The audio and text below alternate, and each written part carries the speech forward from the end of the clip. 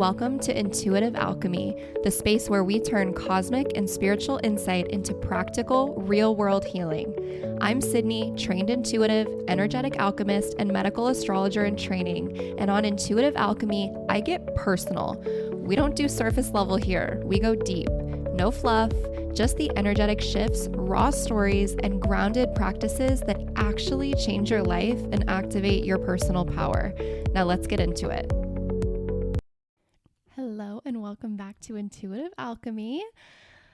Oh my gosh. Well, as you may have noticed, I did not release an episode last week, and that was because if you follow me on Instagram, you may have seen in my story, but it was a mix of I have been so busy with the health blueprints, the medical astrology health blueprint readings and reports that I just kind of didn't have anything to say on the podcast because I was just like, oh my gosh, I'm doing so many of these and I'm loving it and I'm getting the absolute best feedback, which I am so grateful for. I love getting your feedback whenever you sign up for a reading. I love to get that, to know that it was valuable to you and, you know, all of that. And just any questions so I can know moving forward how to better serve everyone. And so I've been learning so much. I've been spending a lot of hours doing the reports, and I just was like, you know what? I don't feel like recording. But I was still considering doing it anyway, just like giving a quick little update. And then Corey and I took the dogs on a walk, as we do every single day. And we have two big dogs, and they're old, but they still love to chase a cat. And there are a handful of stray cats in our townhome community. And so almost every day they see one somewhere or another, someplace or another, they see one and they love to chase them, even though obviously they're on a leash. We don't let them actually catch the cats. We hold them back as much as we can. But on this particular day, I guess it would have been last Monday, what happened was we were walking towards the dog park where we go to let them like go potty and everything. And there was a cat near the gate to the dog park, and I didn't see the cat. So that was like the first problem, is like I wasn't prepared for it. And all I know is both of the dogs start running, and I'm again not prepared to like start running and hold. I walk one dog and Corey walks the other. I walk Dixie. She is bigger and heavier. And, but Layla, the one that Corey walks, she just doesn't give a fuck. And she will like cut you off, like go right in front of you. And, she has almost tripped one of us on many occasions. And on this occasion, she was successful in tripping me, and I took quite the little tumble. And so I almost caught myself. She like cut me off as we're all running. And then I like caught my balance, and then she knocked into my leg and I went down. And Corey said it happened in slow motion. I don't know. I felt like it happened pretty fast, but I landed on my left elbow and my left knee, and then caught myself, or tried to catch myself with my right elbow, right knee, left palm. And so my knee and my elbow are scraped up pretty good. And it's been a long time since I've had like a scraped elbow or a knee, and I forgot how much it hurts. Like, you don't realize how much you lean on your elbow or you use your knee when you're like getting in bed or getting on the couch or whatever. And it's been like quite painful. And And I don't know, I just feel like my legs have been through enough the past few months with like the sunburn and now this, and my hand is okay. It's actually totally fine. But that night it was pretty swollen and like really hurting. So I was like, oh no. But then I woke up the next morning and it was fine. So anyway, due to that, I didn't feel like forcing myself to record an episode last week. I just like took a little chill pill and wasn't even on my laptop or anything that night. And so anyway, here I am. We're back.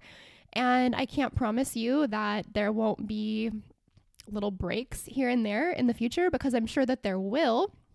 Because as I get busier and busier with these reports, I just sometimes don't have the bandwidth to record a podcast episode. But I will do my best, because I do love podcasting. I just also need to budget my energy. So, okay, that's update number 1. Update number 2 is amazing news. And again, if you follow me on Instagram, you already may have seen this, but I had some follow-up labs done. Every 6 months, I get my labs done with my naturopath just to see, like, because I was on thyroid medication, you know, that's not something that you want to take if you don't need it. And so it's required to do new labs every 6 months to see, like, what's going on. And then also, not only the thyroid stuff, I have had pretty severe hormone imbalance. And so that's another thing that we check every time. It's like actually a lot of labs. It was like 3 pages of results from all the stuff that we checked. And so the most exciting thing from that, there were several good things, but the most exciting thing is that I am officially off of my thyroid medication, and I am so fucking happy and proud of myself. And okay, so I got on thyroid medication. I don't remember what month it was, but it was maybe like February. I think it was like February. March at the latest, but I'm pretty sure it was February of this year. So I've been on it for less than a year, and I was only on T3, which some people are only on T4. Some people are on both T3 and T4. I was only on T3 because my T4 was fine. My T3 was on the lower end. It wasn't like severely hypothyroid, but it was like suboptimal is what they would say. So in Western medicine, they said, oh no, it's normal. And then when I went to the naturopath, she was like, no, it's like about half what it should be. So like you could feel like a different person if it were, you know, in the optimal range, which is around 4 if you're not familiar. So mine was in the 2s. It was like 2 point something, 2.2 or 2.5, something like that. And then, you know, she wanted it to be like 4-ish. And so what's interesting is that I went in with one problem initially, like all those months ago when I went in and I had hypothyroidism and I had just been diagnosed with Hashimoto's. I had the antibodies. I had severe estrogen dominance, but not only just estrogen dominance, but also extremely low progesterone. So it was like even more symptomatic, because not only did I have way too much estrogen, I also did not even have near enough progesterone. So anyway, back to the thyroid. So I go in and I already knew, because I have been, for the last several weeks, I've been feeling just a huge shift, and like not necessarily in the best way. Like I have started feeling like my heart just when I'm like literally just sitting on the couch or like just doing something, like not doing anything, just like chilling. I've noticed that my heart has been like racing, and just, it's like the best way that I can describe it is like whenever you have way too much caffeine, like on an empty stomach, and you just feel jittery and you're just like, oh my God, I just feel so hyped up and I feel like anxious, and I just like have all of the, like I'm wired, but like not in a good energy, like not like in a, oh, I want to go work out, or like not in that kind of a good way. It's just like, you're just like, just like jittery as fuck. And So it like didn't feel good. And at first I was like, am I anxious about something? Like, is this like, am I truly like feeling anxiety about something that's going on in my life? And the answer is no, I'm really not stressed about things that are going on in my life. Like, things are going really well. And I've done so much nervous system healing that I was like, I don't think this is like a fight response or a flight response or anything like that. And so I just like got this intuitive this intuitive download that it was like, oh, maybe it's your thyroid medication. Like, maybe you just don't need it anymore. And because you're still taking it, like, maybe if your body is producing enough of it on its own and you're also supplementing it, like you're also taking it in pill form, then that's like obviously going to push you over. And now you have too much. And so intuitively, I already kind of was like, I think that's what's happening. And so I had started on my own before I even went to get the results. I had started just cutting my pill in half. So instead of having 5, like I was only on the lowest dose anyway, I was on 5 milligrams, but I started cutting it in half to 2.5 milligrams. And I wasn't necessarily feeling different. Like, I was just like, we'll see, but I didn't want to just like stop taking it cold turkey just in case that wasn't actually what I needed. So I go to get my results, and she's like, so this is weird. You are literally like borderline hyper now. You like have too much T3 now. And also my T4 levels raised as well, even though they weren't really low in the first place. Like, they were fine. Now they're a little bit higher. And I can't remember like what the levels were. I don't really know what T4 levels are supposed to be. So I just had to like take her word for it.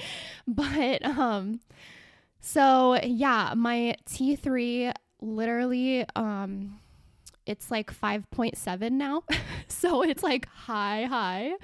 And so she was like, what are you doing? Like, how did you just in the last 6 months, she's like, that's pretty wild to go all the way up to that with just 5 milligrams. And I was like, literally the only answer I have, like, I wasn't going to go into like, she doesn't know that I'm a medical astrologer. She doesn't know like all the things that I'm doing, because I just like, even though she's a naturopath, she still is like very science minded. And the few times that I have said to her like, oh yeah, I did some energy work and then my cramps got better. Like, the few times that I have told her stuff like that, she just seems to be like, okay. So I was like, I'm not going to go into like all the stuff that I'm doing to like holistically to heal myself, but I just was like, I mean, I've just done so much work to lower the inflammation in my body. And it's like, it's just kind of like taking your foot off the brakes and allowing, like, it's allowing my body to actually do what it's supposed to do. And obviously it's working, because here we are now, my body is producing definitely enough, both T3 and T4. And I certainly don't need to be also taking it. Like, in fact, not only do I not need to take it, I like really, it's pretty detrimental that I stop taking it, because it's too much now. And now I'm experiencing symptoms like the other way. And so she was like, yeah, stop taking it. And, hopefully it will go back down to a good, like a regular level. So I haven't been off of it long enough to see if, what, like, I still feel kind of like that heart racing, anxious, like my resting heart rate is higher. Like it's like, I think it's 73, which for me, that's really high. Usually mine is like low 60s, high 50s. So, still waiting for that to go back down. It can take about like up to 2 weeks, I think, for the medicine to like get out of your body, the excess T3 to get out of your body. So I'm going to be doing some castor oil packs and stuff to help my body just like detox it and pass it on so that I can get back to a regular level. But if that's not the best testament to this work that I do, like, I don't know what is. It's crazy. Like, I knew that at some point I would be able to get off the thyroid medication, but I did not expect that it would be like in less than a year. That's pretty incredible. And I would never like promise that to be anyone else's result, because I don't know I don't necessarily know your exact situation. I also don't know your habits. I don't know if you're willing to do everything that I've been willing to do to heal. And I haven't even done everything that I should do. Like, there's still plenty of things that I need to get better at and that I need to be more consistent at, for sure. So if I'm already seeing this much healing from only doing, maybe 70%, let's say, of what I could be doing, then that's pretty damn good. That is pretty damn good. So, I was so excited to share that. I'm still just like in disbelief, like in a good way, of course, that I got to throw my thyroid medication away. And the other things that improved were my progesterone is now normal, which is incredible, because there for a while, I was actually supplementing with a cream. Like, I was using a progesterone cream on my wrists, like during the ovulatory through luteal phase. Like, you don't do it during follicular or during menstrual, but I was doing that for a while, like a few months, and then I stopped because I just ran out of it, and I just didn't want to go get more, because I was like, well, let's just see. And so it was already normal, and I already hadn't been taking it or doing it for like a month or two before my labs. So I trust that it's like all good now. And my estrogen is still too high. It's still significantly too high. So that's my next kind of like area of focus, is helping my body to detox the excess estrogen better than it currently is. And so I do have some new supplements to help with that. And one of them is calcium D-glucarate that helps your body to rid of the excess estrogen, and like myo-inositol, stuff like that. And my testosterone, which used to be high, is now within normal. Like, it's high normal, but it's still within normal. So I'm happy about that, that it's not just like, oh dang, that's too high for a woman. So all good news there, except for the estrogen, but we'll figure that out. Not everything is going to heal at the exact same time. Sometimes you just got to focus on, one or two things at a time, and then you can change your focus. So that's all good. I just wanted to update you guys on that, just in case you've been following along, or if you just need some hope, that this can happen for you too. You can heal, you can get off medications if that's what you want to do. If you don't like to be on medication, then there's probably something that you could do to get off of it, depending on what it is. And so anyway, if you do want to book your medical astrology health blueprint reading with me, as always, you can do that in the show notes. It is still 50% off. I am getting pretty busy. So as of right now, I have like 4 that I need to do and send over. And so as of right now, I am still within that 3-day turnaround. Like, I'm sending your report to you within 3 days of you buying it. I don't know how much longer that's going to last, because if I get even just a little bit busier, I may not be able to do that. But as of right now, we're still going with the 3 days. And if you do happen to purchase and I'm like, oh my God, I just got a huge influx of orders, I can't get this to you within 3 days, it'll be 5 days, then I will email you that and let you know. But other than that, if you don't hear from me, then you're going to get it within 3 days. So I have some really, really incredible testimonials. If you want to read them, I do have them on the sales page, and I also have them posted on my Instagram and my TikTok. If you just like want to read what people are saying, people who have truly like bought the report, like people that I do not know. They're not my friend. Like, I mean, of course they're my friends because they're like in the community, but like I don't know them personally, and they're not just like giving me positive reviews to like be nice. These are like real people who are strangers that have bought a report from me. So if you want to see what people are saying, be my guest. Go and read those. They're incredible. They like make me cry every time. Every time I get one, I'm like, oh my God. So, okay. So yesterday I was hanging out with my Arizona bestie. She's my first friend that I made whenever I moved to Arizona. Her name's Anna. Hello, Anna, if you're listening. She's just like the sweetest person in the world. And we just like connect so much with like spirituality. And she's like, we were talking about this yesterday, but like she's just like she's so incredibly deep, but she has such a light and fun way of just being. Like her personality is so light and fun. And so she can be saying like the absolute deepest thing, but it feels like fun and it doesn't feel heavy and it doesn't feel like, God, you're so intense. So anyway, we were hanging out yesterday.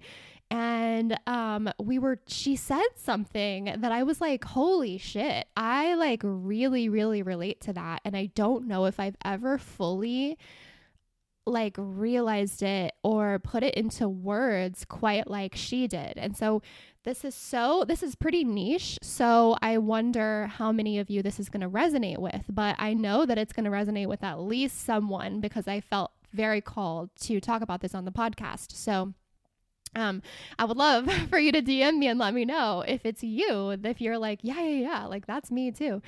Okay. So basically what Anna was saying that I immediately was just like, yeah, I do that too, is she was talking about basically like having an issue with food, but not like an eating disorder, like nothing like that. It's like, it's almost like a worthiness issue, or like, really like what I see it as is a scarcity issue. Like it's scarcity programming. And so she was talking about like how she'll buy like the good groceries, like fancy, organic, whatever, or like her favorite snack. She was talking about, she loves these like flaxseed crackers, at Sprouts, and then like, not eating it.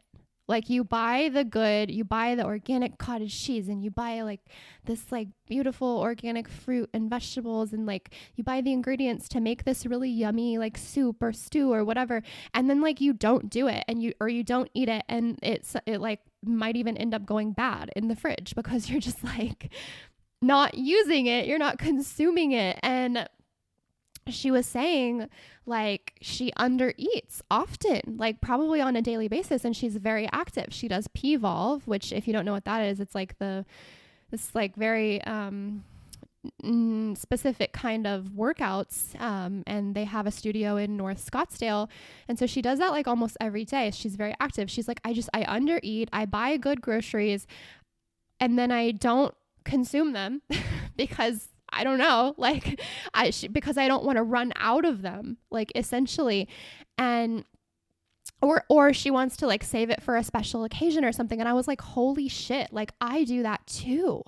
And like, I can't tell you how many times I've spent a few $100s on like really good high quality groceries, and then been like, oh, I'll just have like a few bites of this, or I'll just like make this like frozen thing or whatever. And I'm like, why am I depriving myself of the better option because I don't want to run out of it? And like, even sometimes I will even like, let's say I buy like cottage cheese is the thing that keeps coming to mind because Corey and I love cottage cheese, and we get like the one that we get, it's organic, and it's like $7 per container. And so if I like buy it, and then I see him like right after I buy it, like that day or the next day or whatever, if I see him like go get some, I almost get annoyed. Like I'm like, don't eat all of it. Like you're not going to have that much, right? Like I just got that. I don't want to run out of it. I don't want to have to buy it again. And then I like start to get like almost worried and anxious that like it's not going to be there for me whenever I do want it. Or if I am hungry, that I'm not going to have what I need. And I think like that's truly what it all comes back down to. But it's not even just with Corey, like I act that way with myself too. And it's like this thing of, I need to make sure that I have enough later whenever I feel like I need it or I want it. So I'm going to deprive myself now. And really like what this pattern is scarcity programming. So many of us were like subconsciously taught that like good things are limited. Money doesn't grow on trees. We can't always have what we want or what we need. And you gotta just like ration and enjoy whenever you have something special, but like make it last. And abundance runs out, that and your joy and your like maybe luxury or just the things that you want, it has to be rationed because there's not enough for you to have it now and have it later.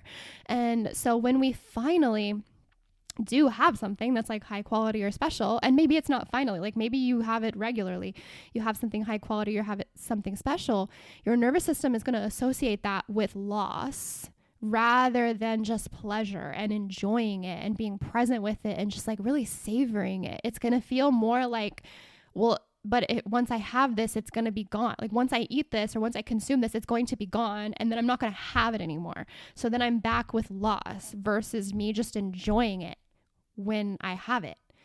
And so it's kind of like, this is the energetic echo, so to speak, of I have to save it for later. I don't want to run out. What if I can't get more? Like, what if I don't have enough in the budget to get more next time? Or what if they don't even have it? Like, what if it's out of stock at the store?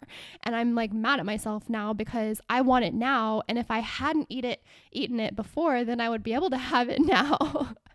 This is a pattern of grasping instead of just receiving and savoring. And what's ironic about this is that the act of hoarding or like withholding your own joy is keeping you in lack. It is not making you more abundant. It is keeping you in that lack, that scarcity energy. And so let's talk about how this also ties to self-worth and nervous system safety, because I'm going to bring this back to the nervous system as I always do, because everything always comes back to the nervous system. So when you believe that you can always have more, there is always more than enough to go around, there is enough for all of us, there is no lack of anything. Whenever you truly believe that, you don't need to cling. You don't need to be like me and be all stingy with your fucking cottage cheese, like your $7 cottage cheese.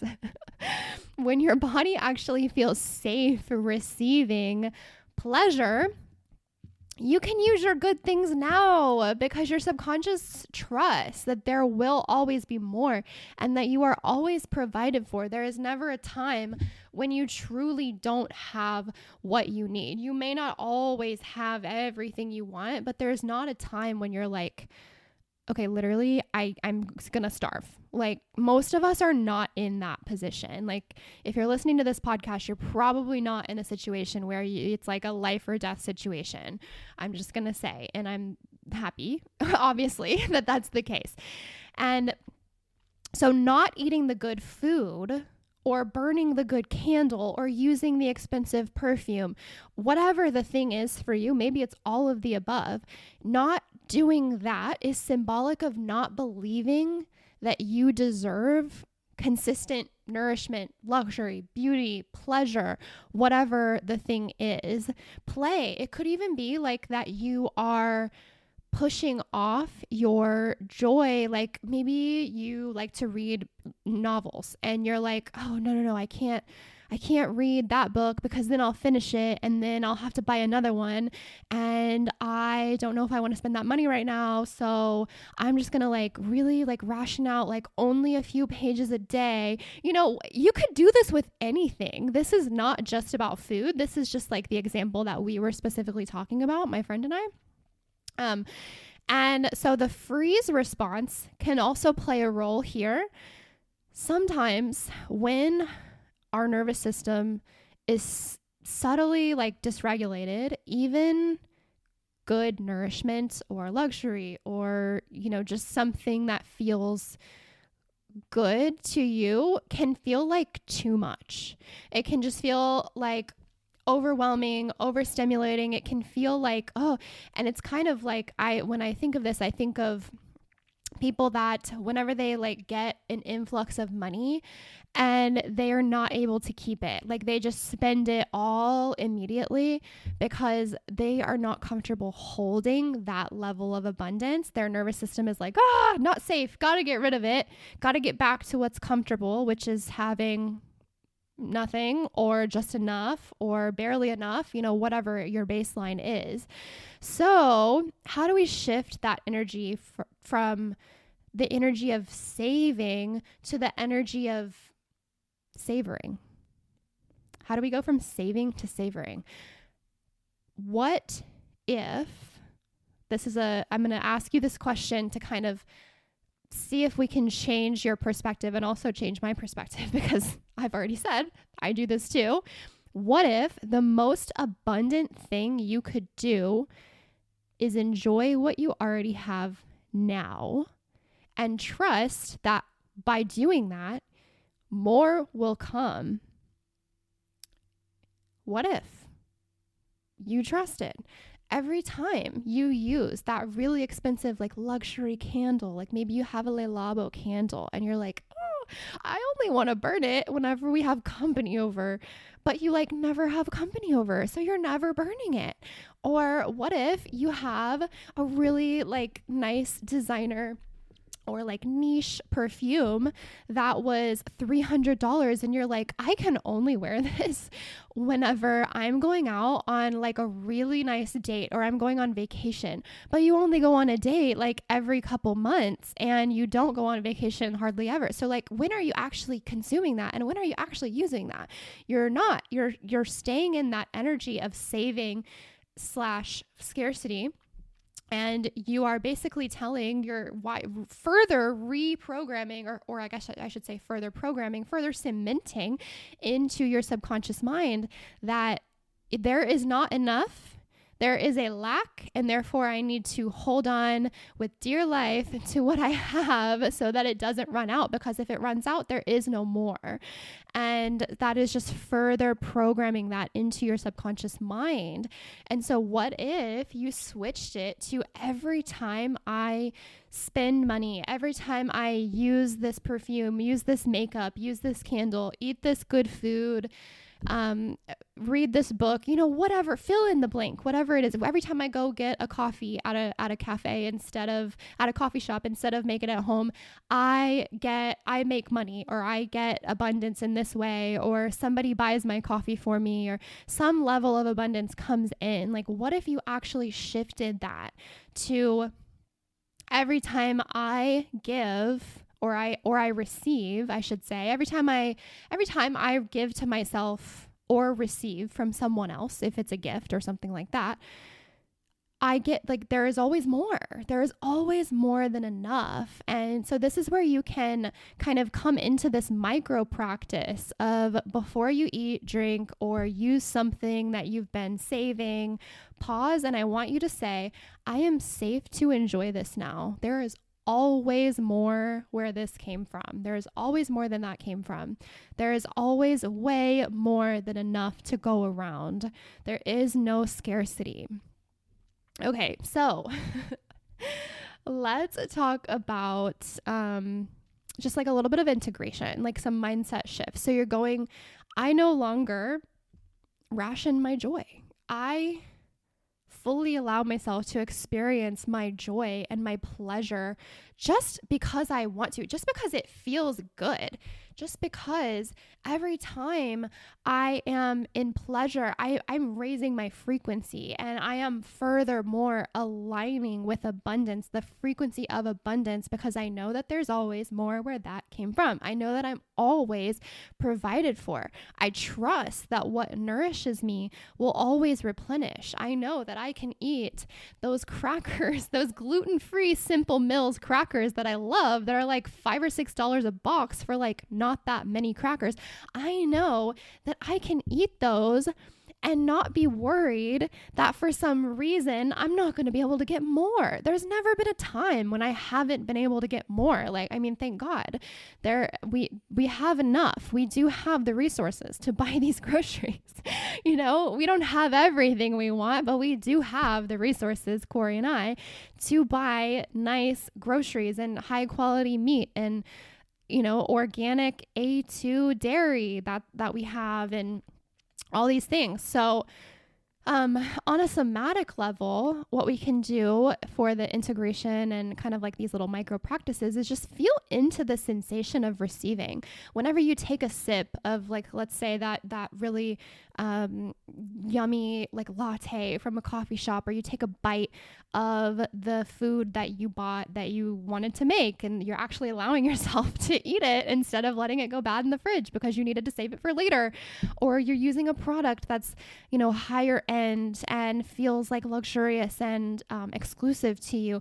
Really feel it. Like, allow yourself to enjoy it. If you're using, like, let's say high-end skincare and you're used to using like Neutrogena or something, and now you've got some like higher end, maybe you got some Korean skincare, that's what I love, or maybe you got, you know, something from Sephora and you're like, ooh, I don't know if I should use this cleanser every day, or I don't know if I should use this moisturizer every day.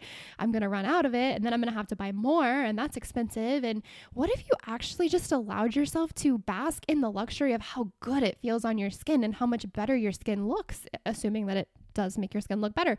And what if you sprayed that perfume on you every day? Like, even just if you're not going anywhere, what if you just did it because you like it? What if you just did it because it smells good to you and it makes your experience better? Feel into it.